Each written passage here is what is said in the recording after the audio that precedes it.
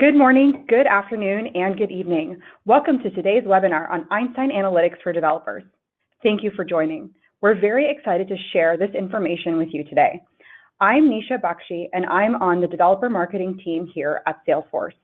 Today, we're joined by Skip Salz, Senior Director of Product Management of Einstein Analytics, focusing on the developer experience for analytics for our partner ecosystem.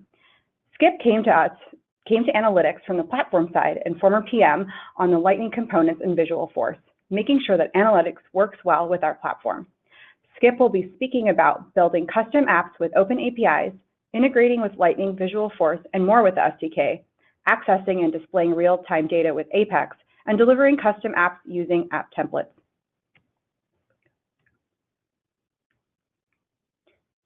Before I begin, just a quick note that when considering future developments, whether by us or with any other solution provider, you should always base your purchasing decisions on products and features that are currently available. Please keep the conversation going on social media. We're on Twitter, Facebook, LinkedIn, and YouTube, and please use the hashtag #SalesforceDevs in your posts. Feel free to ask questions at any time during the presentation using GoToWebinar's question window.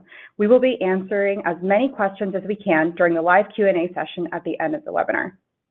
And with that, we're ready to get started with today's session, Einstein Analytics for developers. Take it away. All right, thank you, Nisha. So I'm going to do a brief agenda and then dive right in to show you a few things. And we're going to get to our demos and code pretty quickly because I want to really spend the bulk of the time actually showing you things in action. Let's dive right in with a quick overview of what is Einstein Analytics. Now, many of you have probably at least seen demos of it. You might have played with it. There's actually some really great trailheads you should try if you haven't done so. What you end up with is a great DE org that has some data in it. So it's a great way to get started if you want to play with some of the things you see today. And we do recommend that if you want to do some of the same things you'll see today, also do the Lightning components trailheads. Those two together, Wave or Analytics and Lightning, will give you everything you need to help build some of these custom apps. So what is Einstein Analytics? Well, I'm going to start off at the low level and build up to the more visual piece. And we'll show you this in the products here in a few minutes. But one of the key parts of analytics is something called a data set. And if you're coming from the traditional Salesforce world or from somewhere externally, you can think of this as a way to map your data, your records, etc., into Einstein Analytics. Now, we are built as a Salesforce-native analytics option, but we're not built on the database in the same way that, say, CRM is. We're actually running in a highly optimized environment. So we take data from the core, from CRM, et cetera, or from pretty much any other source and create these data sets that allow us to do some things that are very difficult to do with a traditional SQL-style environment. We have our own query language called SAQL, S-A-Q-L. You'll see that in a few minutes. And we can do some things with respect to limits and the way we can handle some of the searches and index and that kind of thing. That's very different than you might be used to with traditional, say, Salesforce CRM. Where you may have experienced limits in, say, Apex and in the core with respect to doing things that have, thousands or tens of thousands of records. In Einstein Analytics, the limits are millions and hundreds of millions, so it's much, much more scalable. And we get those data sets into Einstein Analytics. We create them using something called a data flow. And you see here a picture of the data manager tool. We may not spend a lot of time demoing this today, but effectively what you're doing here is building a flow type view, you can see here, that tells the system how to extract, load, and transform the data, ELT. Some people call it ETL, but it's basically the steps you take to get this data into the correct form.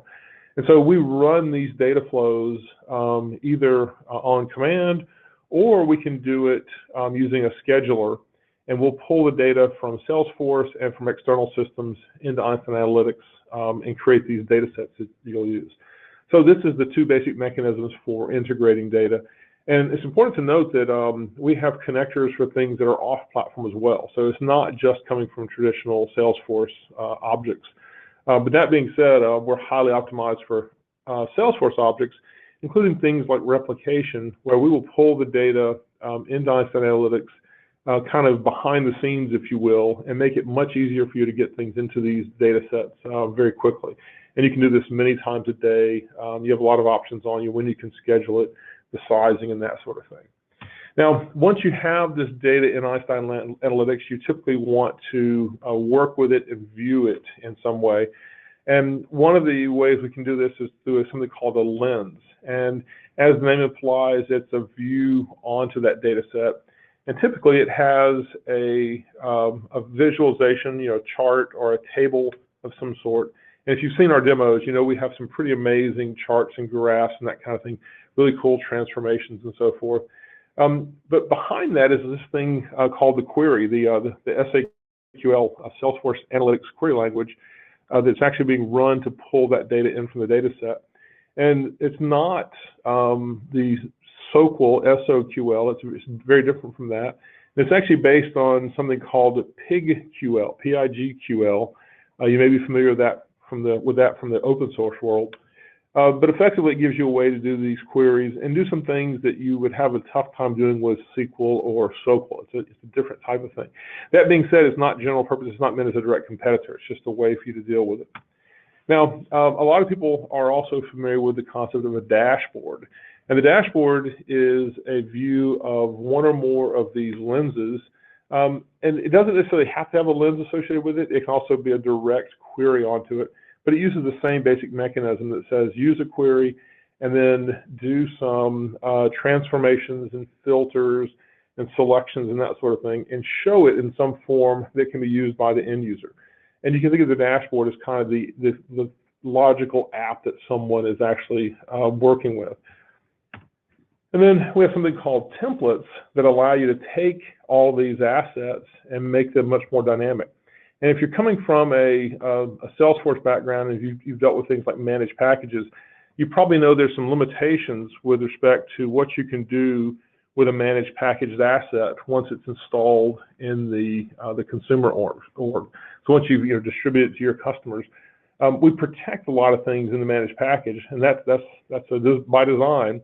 But it also means that something like analytics can be very limited, because analytics need to be tailored to fit the shape of your particular org, or the customer's org in this case. So templates allow us to say, take various aspects of these data sets, data flows, dashboards, lenses, etc., and effectively tokenize them, add rules, expressions, and so forth that allow you to change the shape of this when it gets installed into the customer's org. So we will then generate these data flows and data sets and so forth into dashboards. So it's a really cool way for you to make it much more dynamic, and it gets around, again, the limitations of things like managed packages. So some pretty interesting features you have at your disposal there. And this is really great, especially if you're a partner or an advanced customer who needs to distribute things to other orgs or to your respective customers. So let's talk about the developer experience. So one of the things that we've noticed over the past couple of years is there's a big shift away from everything being in a dashboard to people saying, hey, I want to embed these analytics results into my application. Nowadays everybody talks about Lightning experience, but there's still some folks who are using Salesforce Classic and Visualforce. So all these things will apply in both cases. So what we've done is we've taken all of the great features you have in the Salesforce platform and leveraged those where possible inside of Einstein Analytics. So we build on top of things like the packaging we mentioned, the managed packages and so forth. We're doing some really cool integration with Salesforce DX. And if you haven't played with Salesforce DX, it's the next generation way for you to build applications. It's really cool. I'm super excited by it because it kind of brings Salesforce into the 2010s in terms of development experience. Moves the source of truth from the org into the repo. If you haven't seen some sessions on this or play with it, I encourage you to do so. We're looking at fully enabling that for our particular features. And then we build on top of the metadata. If you've dealt with Salesforce at all, you know that that is how we get a lot of the power in the system, making it very configurable. And then you see the platform integration. What we've done is provided integration points for things like, there's REST APIs for almost everything. We leverage the sharing service, so you don't have to build custom predicates, which are basically sharing rules everywhere. And then we use things like Lightning and Apex to provide integrations at the platform level. So again, if you're familiar with it on the Salesforce core side, you'll find it very comfortable when you're in Einstein Analytics. And then, as we mentioned, we have a great set of features for customizing the apps you build via the templates. These templates can actually include custom Visualforce pages, and we have an SDK there for interoperating with it. So it's a very complete system. It's designed so that you're not left trying to hack at something when you're trying to extend these applications. So let's talk a bit about some of these, and I'm going to show you this in the demo. So these slides are more to kind of set things up. On the server side, we leverage Apex. And as you know, if you're familiar with Salesforce, that is our server-side language. And what we've done is given you a couple of different APIs in Apex to let you build and execute queries. Now, this is important because there's times when you need to be able to do things that are not necessarily easy to do with a pure call-out. Sometimes in Apex, you can call out to an API. This gives you a better way to do so via a full API. And you can, in turn, call this from, say, a Lightning component. So you're not going through the restrictions around REST APIs and that sort of thing. And it's a really cool way for you to use things like process builders. So you can set up a process builder flow, or you can set up a standalone trigger. And inside of that, you can call out and get the query results and use those to help make a decision, to change something, show something, and so forth. Now, on the web-based side, we use Lightning events extensively. And we've been shipping a Lightning component for a while now, which is our dashboard component, which lets you embed the dashboard into a Lightning page or to a Visualforce page. But you can also now fire and receive Lightning events that lets you control the dashboard and vice versa. And I'm going to show you this here in the demo. We've got 4 events right now. We're adding more of those events over time. And you'll notice it still has the Wave namespace here. That's because that's the previous name. And as with a lot of the things on the API side, you can't easily change that without having a big versioning event. So you're going to see Wave in some places, even though we officially have changed the name to Einstein Analytics. And then something called an Apex step. Now, I showed you the dashboard, and we're going to see a demo in just a second. But one of the things you may not know is that you can actually feed data into the dashboard that doesn't come directly from Einstein Analytics. So what you can do is you can actually say, use a Apex REST endpoint and get the data and display it inside of the dashboard. Now, why is this interesting? Well, it allows for real-time data. And I'll show you, for example, a Twitter dashboard where it pulls things in using a call out to Twitter and gets you the live data. And this is pretty interesting because most of analytics data is only as fresh as the last time that the data flow ran. So it's necessarily going to be out of date with respect to what might have changed on the system. But from the Apex side, you can make queries and get the latest and greatest values as well. That being said, you have to keep in mind this is still Apex. You have all the limits of Apex in terms of the heap size, the number of calls, and that sort of thing. So don't expect it to replace the calls to analytics. It just is a way to add on things and to get the smaller, more real-time, more frequent type data. So let's go into the demo. And from this point on, we'll mostly be talking to the actual demo itself. And I'm going to show you a few different demo orgs as well as the dev console. So we'll kind of go back and forth and take a look at this.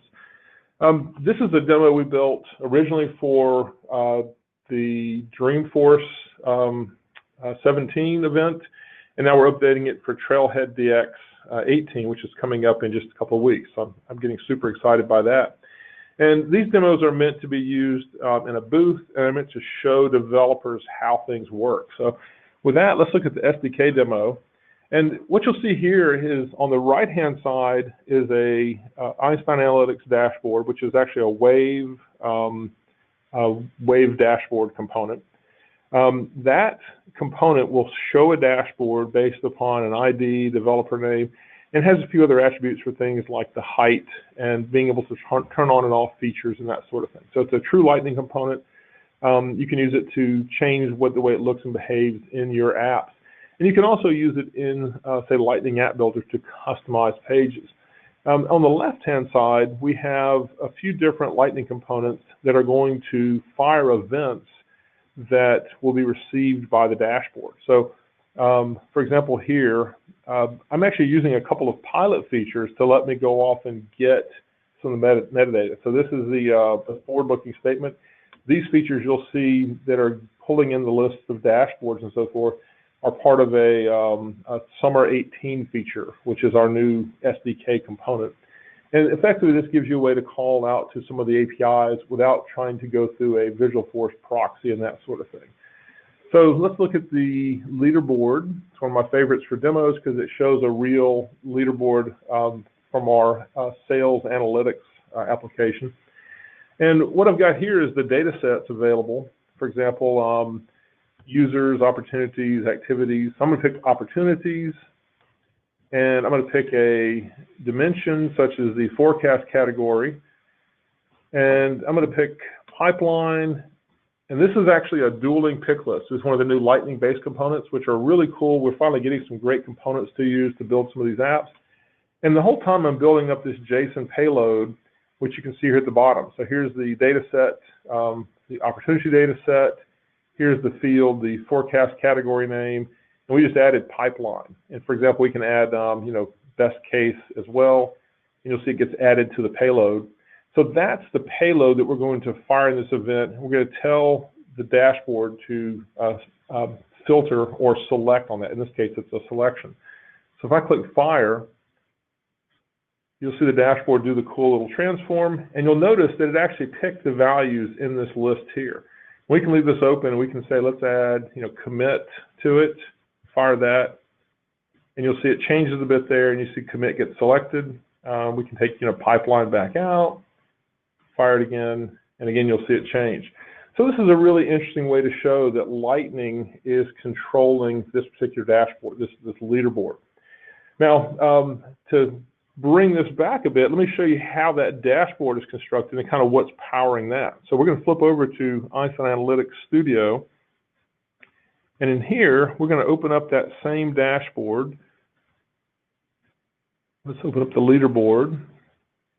And I'll show you a few of the features inside of this. So when you're inside of this Analytics Studio, you can go into edit mode, and you get a builder that's not Lightning App Builder, but it is a builder for analytics widgets and steps and so forth, as we call them.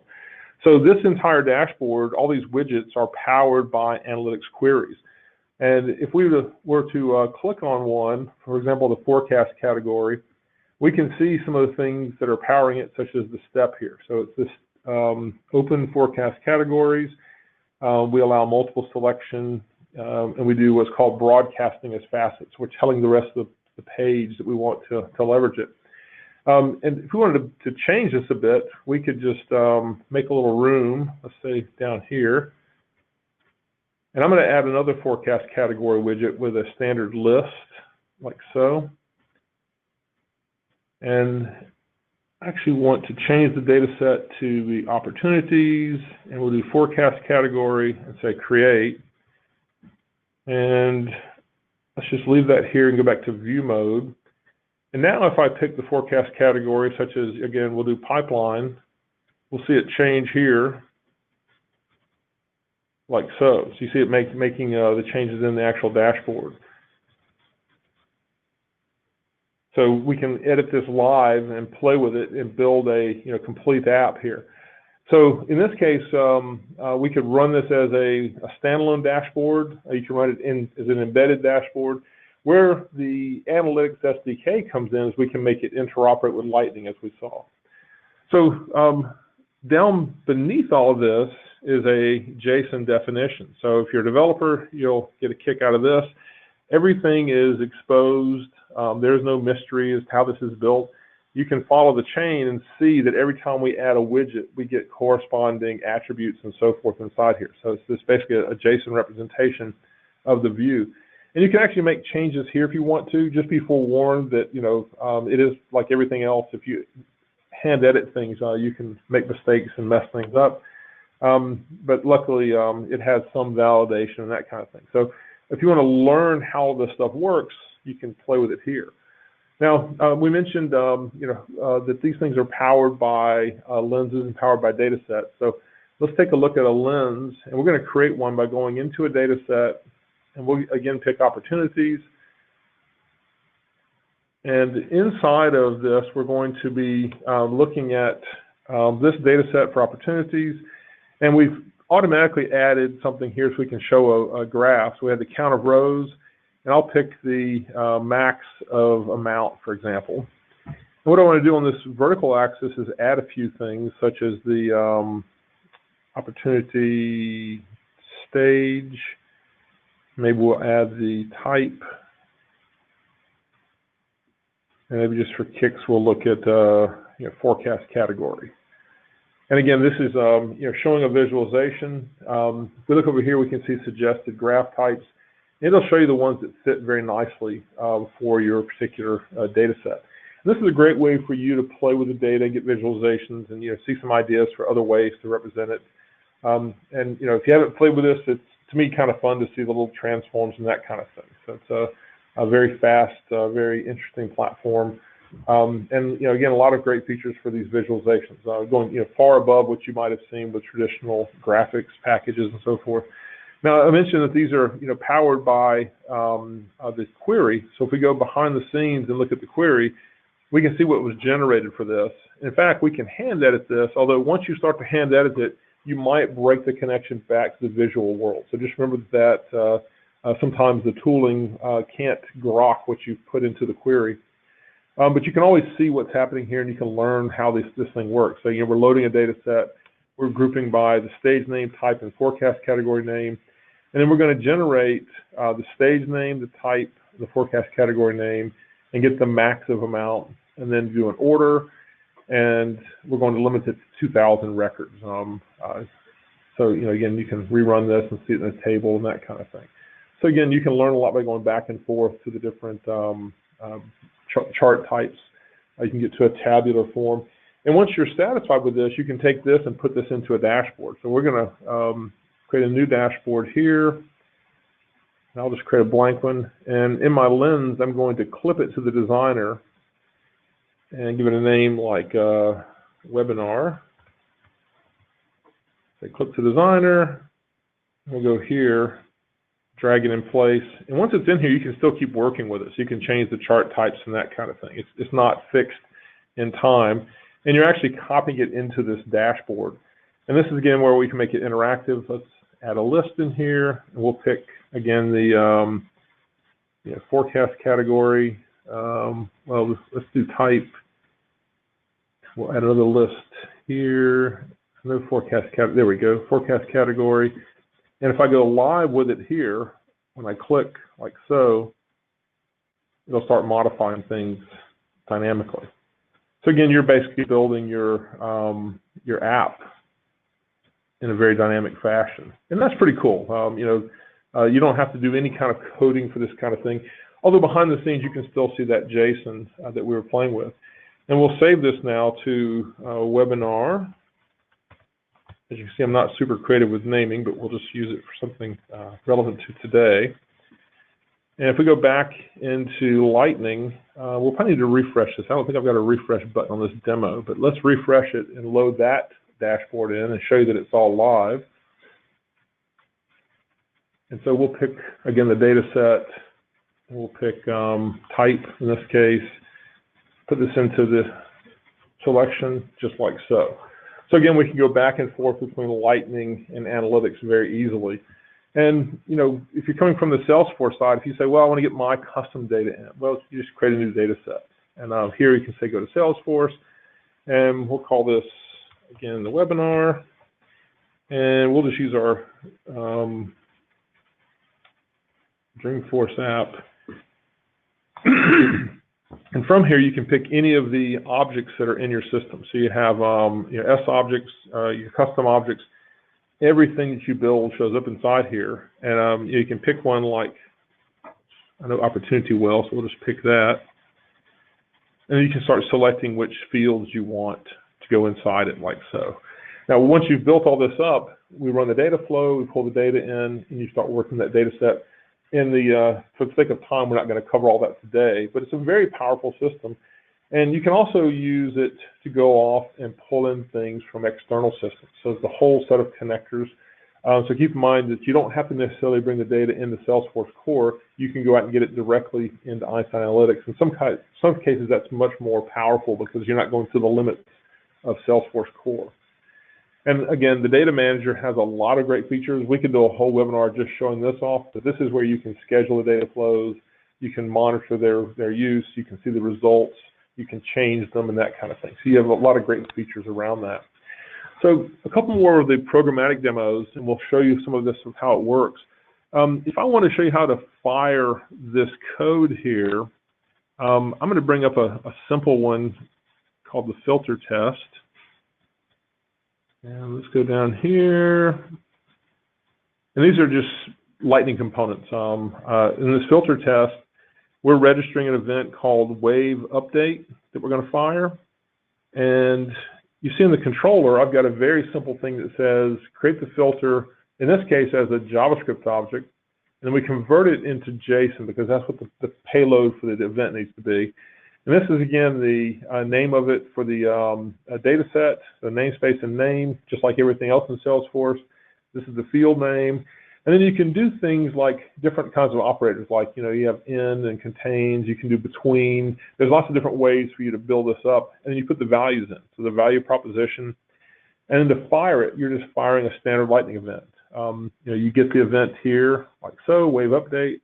You set the parameters that includes this filter we created, the dashboard ID that you want to target, and the type is dashboard in this case. And then fire the event. And once you fire it, it's fire and forget. The dashboard component will pick this up and do something with it if it exists. If you don't have that dashboard on the page, if you give it the wrong ID, nothing happens. It just goes off into Never Never Land. So it's not going to hurt anything. You just won't see any results. So this is a very simple example of how to use it. Now, what about the flip side? A lot of people say, well, that's really great, but I also want to be able to click inside of analytics and have it do something for Lightning. So let's go to our Share and Picks tab. And what we've got here is a dashboard that, again, is based on one that comes out of our Sales Analytics app. I added a couple of logos in places and changed some of the formatting a bit, but it's a standard dashboard. I'm not a real dashboard builder. I just kind of use all these things and play with them. But the cool thing is whenever you're clicking inside of the dashboard, it's actually firing Lightning events. And those events contain the selection information that you can use to do something on the Lightning side. And by extension, you can do the same things in Visualforce. All of these things will work in Salesforce Classic as well. They'll even work off-platform via Lightning Out. So we're just using Lightning Experience because it's the main UI, but this will work pretty much anywhere you can use Lightning or Visualforce. Now, when I click inside of this, it's going to fire an event called Wave Selection Change. And the payload in this case is going to tell you the step that it came from, and it's going to tell you what the values are. So we're going to see the external ID, the count of rows, and that kind of thing. And if I click here, we'll see that we just told Lightning to change the layout, open up this panel on the left-hand side, and then it sets the record ID on two different components here. The one at the bottom is the standard record view, the force record view, which is the same component we use to show records all throughout Salesforce Mobile, as well as Lightning Experience. And we added the Share and Picks component from a partner. They're also record ID based, and they will show associated images with it. So this just shows a third-party integration. I like to point out to people that with Lightning components, you can mix and match things from Salesforce, your custom stuff, as well as things you get from AppExchange, which is where Share and Picks came from. Now, if I keep clicking inside here, it's going to keep firing these events, and the left-hand side is going to change to show corresponding records in both Share and Picks as well as in our record view. And in some cases, the Share and Picks doesn't have images, but each one of these is associated with it, and you're seeing this record view showing what's inside there. Now, this isn't really a business app. It's just meant to kind of show off the features, but you can imagine in a real-world case where somebody has a customer service dashboard, sales dashboard, et cetera, and they're clicking inside it, and they're seeing the corresponding Salesforce records showing up somewhere else in the UI. I put them in the left-hand side. It could be the right-hand side. You could do pop-ups, whatever you'd like to here. This is just a full component running inside of it. Now, a couple more things to show. We talked about using Apex, and let me show you a dashboard here, which is the Apex mock test. Now, this dashboard is powered by Apex. We're making a call out to a REST endpoint written in pure Apex, providing this data for these things we call mocks. And the mocks are basically just JSON payloads that we're storing in a custom field on an S object. That's all it is, very straightforward. But if you look at this behind the scenes here in the JSON, and you scroll down, you can see here things like the DF17 EADX my namespace, Apex mock endpoint. We're calling that inside of Apex. And we're going to pass in a couple different parameters here. One is the name, which is the donut test. That is the mock to show. And this one here is kind of an interesting optimization. One of the things I want to do is show how to make these dashboards update based upon a server-side event. So when the Apex data is changed, we're actually firing a trigger that fires a platform event. And on the Lightning side, we're getting that platform event, and we're processing it, and we're actually setting a selection on this stage name 1 we see here to tell it to update everything associated with it. That tells the dashboard basically re-render yourself if you're using that particular data. So we use kind of an A/B mechanism that says set it to some value, set it to null, set it to a value, then to null. And we can make this thing flip-flop back and forth and make the dashboard refresh very quickly. So it's a bit of a trick, if you will, but it works really well with Lightning platform events, dashboards, APIs, triggers, and that kind of thing. So to see this in action, let's go to the Apex step demo. We'll now see that dashboard on the right-hand side. And what I'll do here is I'll change the data in Apex. So I've got this little Lightning editor here. I'll make this value 550. And when I click update, it writes it out using standard Salesforce queries. It's just a standard object query. And then it's going to fire that platform event based on the trigger. And then Lightning will tell this dashboard, hey, you need to update yourself using one of these selection events. So we'll click update, and we see it update the dashboard. And we can keep doing this all day long, putting in whatever values we want to, telling this dashboard, update yourself. We can also have the dashboard update things and other parts of the dashboard update via Apex. So this is a query builder built fully in Analytics, calling out to Apex. So I'm going to use these bindings for ID, name, type, etc., to build the query that shows this table here. So we're making a dynamic table inside of Apex using this list, which is again driven by Apex. So this is a fully Apex-driven dashboard. Now, to make this a little more interesting, we did something for Dreamforce called the Twitter Live demo. And this will become very interesting again when we get to Trailhead DX, because we put in hashtags that relate to something at the event. And we've added this over time to show things as well. You'll notice that my hashtags have things like the Falcon Heavy and Dreamforce and Nestle and things that I've shown and talked to. So these have been customers we've shown things to, people who are relevant to things we're talking to. So this gets built up. But that list also comes from Apex. So I can go here now and pick my hashtags, and I've got a little Lightning editor over here. I'm going to move Trailhead down a little bit and click Update. And you'll see it jumps down to the bottom over here. So we're now driving that UI fully from the Apex side. And whenever we're showing the data here, we're getting it from a call out to Twitter. So if I click Start, it's actually going to go off every 3 seconds in this interval timer and pull the data from Twitter. I'm going to stop it right now because it's not going to do anything with these hashtags. We need to update it for something more relevant for the event. But it's really fun during Dreamforce or Trailhead DX because this thing will be popping and changing colors and flashing and that kind of thing.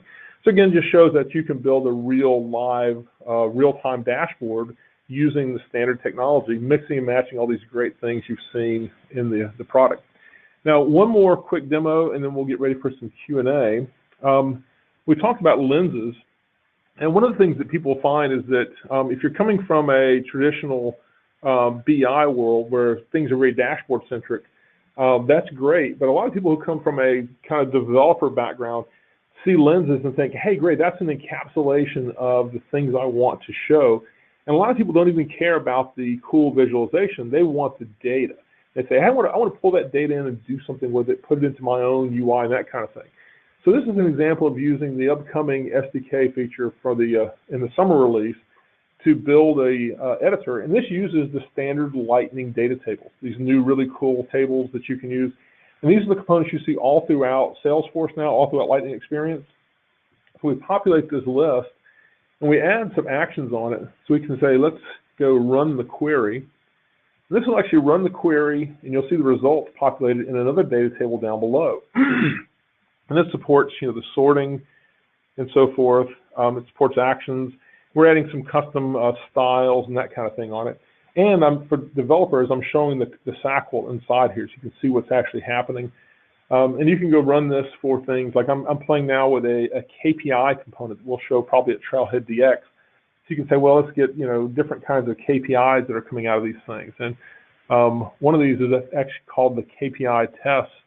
Oh, there we go, KPI test. So in this case, my query is only going to return a few values. I'm going to show those in a widget. I don't have the demo ready for today, but that's kind of a preview of some of the things you'll see in a couple of weeks' time. And the cool thing about this is these are very fast and efficient. If you take this and look in the developer tools, the amount of JavaScript and other resources being brought down to the browser is very small. They've really optimized Lightning Experience, made it very nice and tight. And these components that we're adding in these queries are very fast and very scalable. So you can deal with huge amounts of data that would be difficult to do using standard Salesforce, database style queries. So it's a really cool way for you to add things and enhance your apps with analytics. And think of analytics as not being a dashboard that you go to, rather it's something you're bringing into every aspect of your application. So you can power pretty much everything on your page with analytics-based data and do some more interesting things in terms of the knowledge you can bring to it, as opposed to just pure operational reporting. So again, we're working to make sure that kind of thing is very easy. And with that, let me just show you one more little bit of code. This is the lens query test we were just looking at. All this code will be made available as sample code, but these are just standard Lightning components. So we're using Lightning cards, Lightning spinners. This is my custom analytics data table, which is a wrapper around the standard Lightning data table. And what I've done is I've mirrored some of the attributes and added some of my own. And then inside of my code, I actually go in here and I detect changes using the standard Lightning change events. Here's the SACL change. When the SACL change happens, I can go in and take the SACL and go find things out about it. I can say exec the query, get the results back, and in places I've got things that allow me to deal with the data. I can modify the style. This is all the styling we add to it using the standard Lightning design system, tokens, and that sort of thing. So everything here is written as pure Lightning components. If you look in this one, we've got things like, how do you deal with data sets and what's called XMD, extended metadata, you're getting the fields. But each one of these, in most cases, is simply a call to our SDK. You get a call back with the data, and you parse that in some way. You iterate over it, and you find things. So everything is very logical.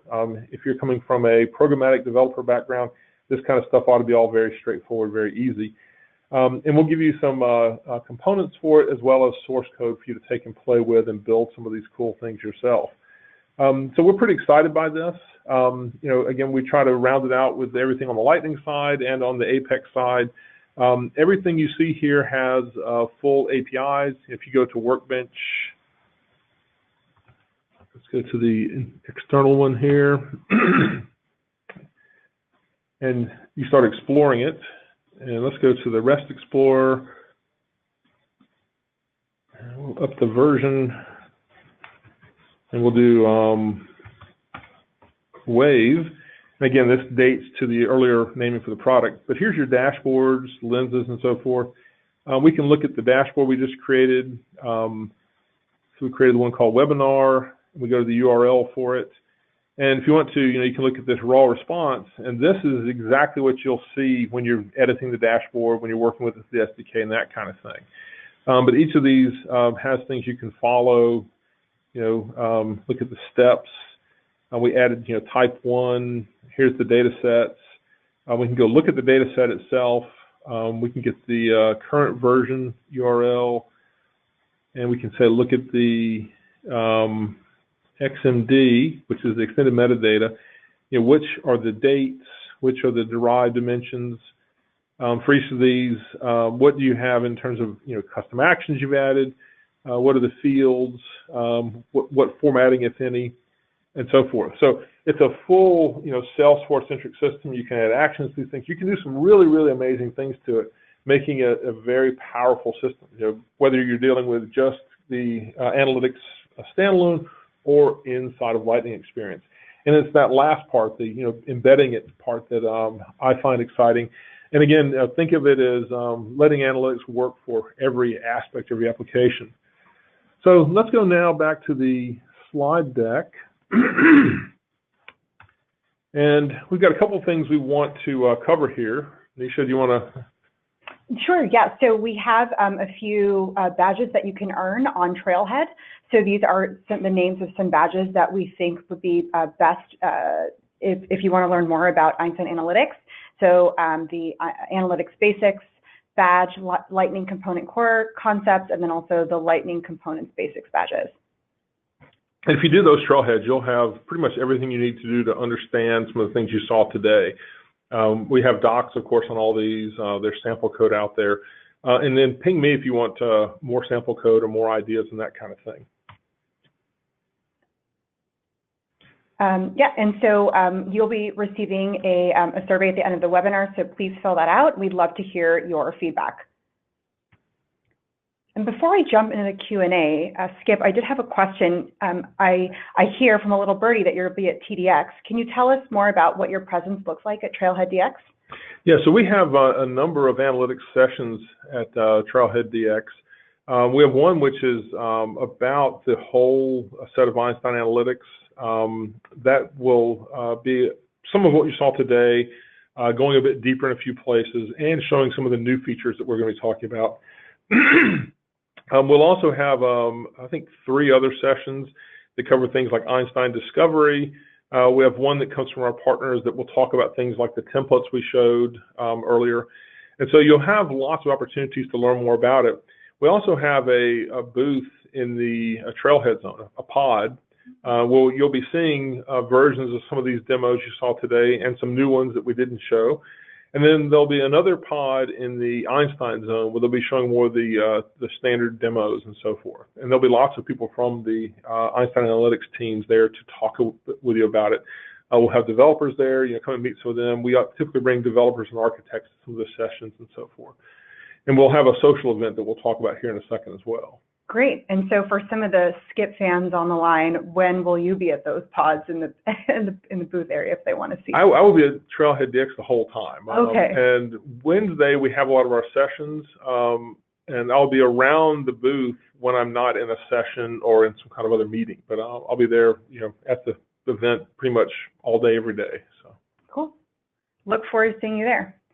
All right. With that, let's jump into our Q&A. The first question, you say optimized for Salesforce object. Does this include custom objects? Are indexes needed? Yeah, all custom objects are supported. Okay.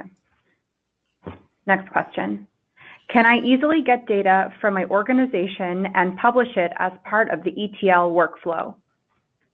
Yes. As you saw in the data manager, you'll see a list of all of the objects, both standard and custom objects. And then with each one, you can then pick the fields you want. You can also pick the relationships. You can add additional objects onto it.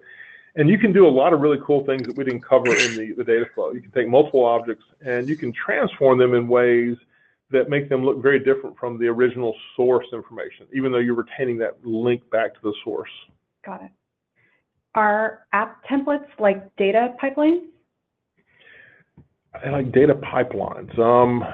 I'm not sure if I'm understanding the concept of a data pipeline, but they are effectively a workflow type mechanism.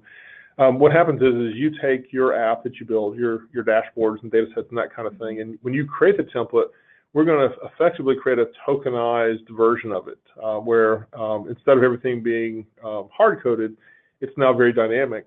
And what you can do is you can write rules and expressions that let you change that data as it's generated on the customer's org. And you can actually ask questions and say, which objects do you want to use? Which fields do you want to use? What are the sorts of changes do you want to make into your app?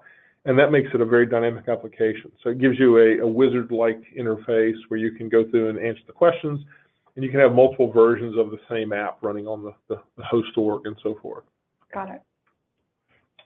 Next question. Can we spin up dev.org and utilize all these features explained in the call? You can leverage all the things today except for the upcoming SDK component. There's a thing called Wave SDK, Wave::SDK, that's not GA, but it will be GA in the summer release. But everything else that we saw today is part of the Spring 18 release. Got it. This is an interesting question. Where does the data in the data sets reside? There are concerns over HIPAA, PNI, security access, et cetera. Sure. So the cool thing about that is we are in the Salesforce data center. We don't take the data and ship it off to the public clouds, Amazon, Microsoft, et cetera. We're running in something we've referred to as the SuperPod, but it's still within the same data center, has the same security and the same guarantees for data that standard Salesforce core does. But we run in a separate set of CPUs and that sort of thing, but they're still protected by Salesforce. So they're as secure as standard Salesforce. Okay, great. Thank you. Does the Wave dashboard Lightning component work in Salesforce 1? Yes, with some qualifications. So in Salesforce 1, you have the ability to modify certain types of pages, but not every single page. And for example, if you try to make a custom record page, you don't get that in Salesforce 1. You only get I think you get the home page as well as all these custom Lightning pages. So some of them will work. And the dashboard will work fairly well in there, but it's not necessarily highly optimized for mobile because we have our own mobile app.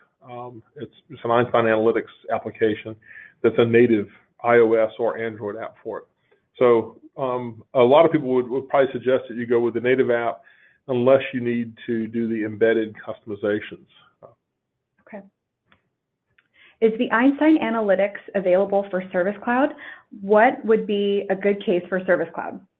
So we have apps that are built for various clouds. Some of them started off being built here. Some were built by the clouds themselves.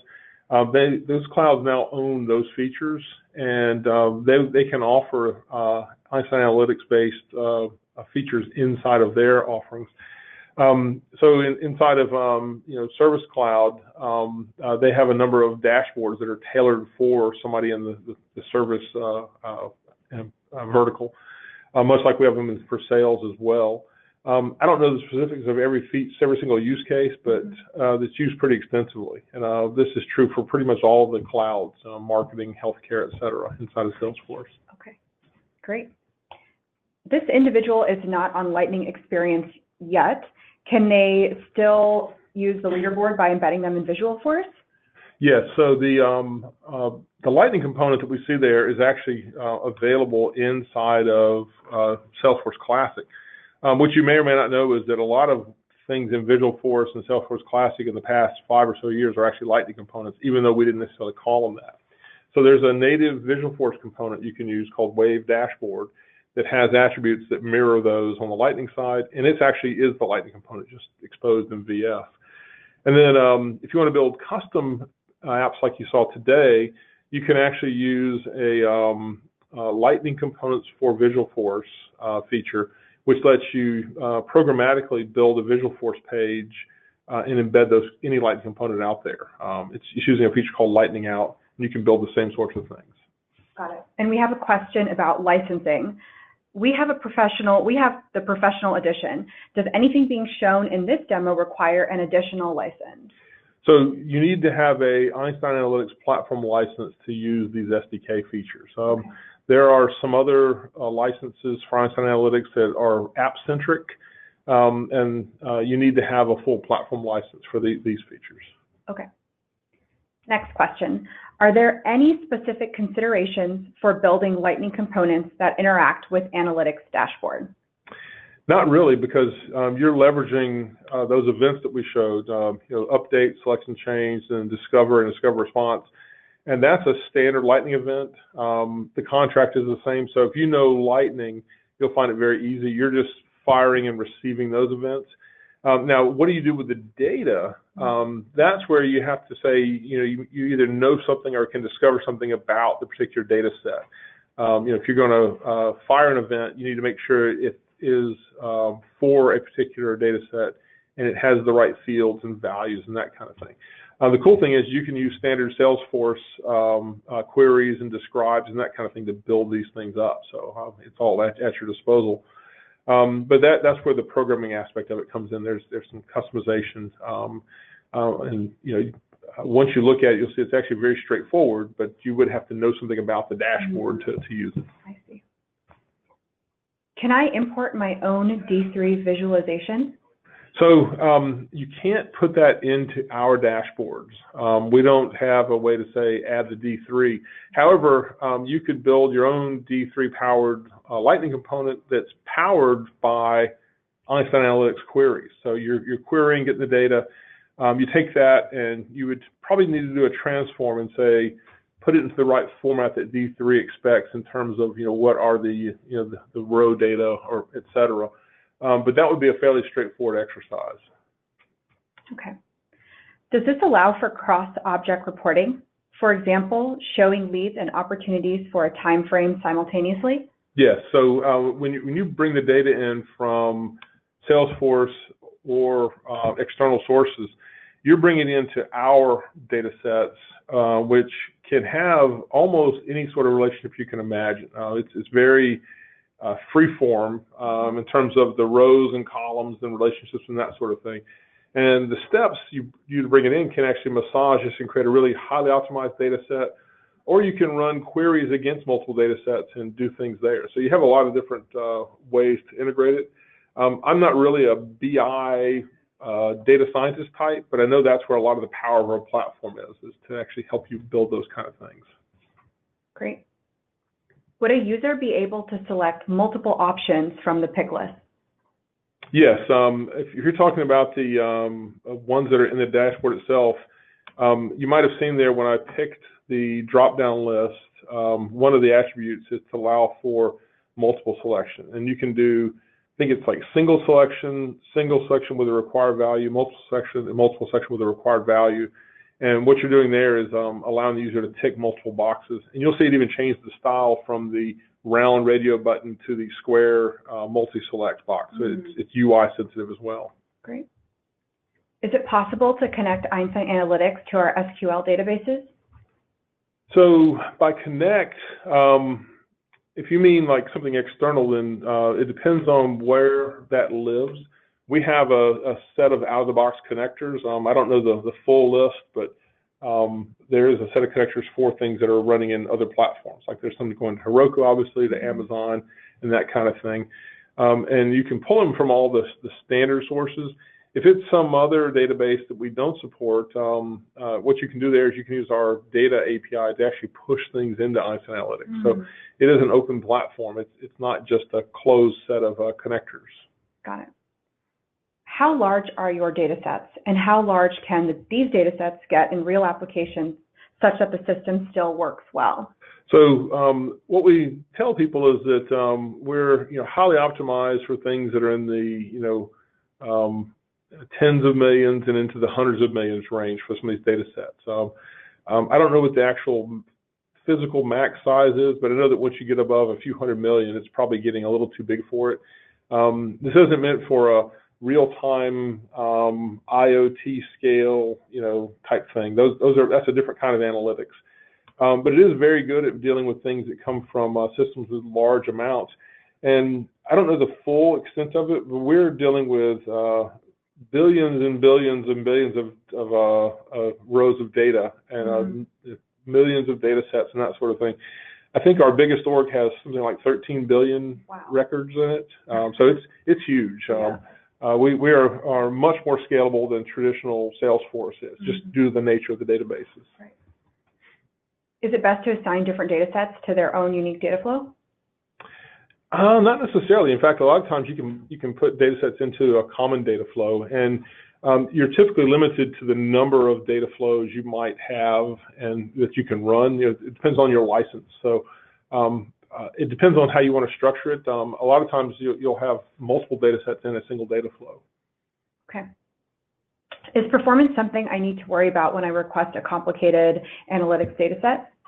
Well, I mean, everything is still bound by the laws of physics, so you can certainly, have a large enough data set and query and get back a slow response time. So we're not magic, but it's much more scalable than you're probably used to using some of the traditional Salesforce core. Are there any out-of-box dashboards included with analytics? It depends on what license you have. Typically, there's a few samples. If you're getting one from another cloud, they'll include their particular dashboards, for sales and service and healthcare and that sort of thing. Great. And this will be our last question. What's the recommended way to get apps, dashboards, data flows from dev sandboxes to staging to production? Best way to get them. So my preferred way is to actually use things via templates. And the reason I say that is because that gives me the power to deal with change. When I try to push things out as traditional change sets and that kind of thing, it works great if everything is exactly mirrored, but if there's some sort of issue, then it becomes a manual thing. A template gives me the ability to say, oh, I can actually deal with changes on this remote system. I can accommodate that. I can make it easy. So that's my preferred way. Others might have different strategies around that, but I tend to err on the side of making my life simpler by not trying to force things. Right. Well, thank you for joining us, Skip. This concludes today's webinar. Thank you, everyone, for joining us today. If we did not get to your specific question, please reach out to us in the forum, developer.salesforce.com/forum.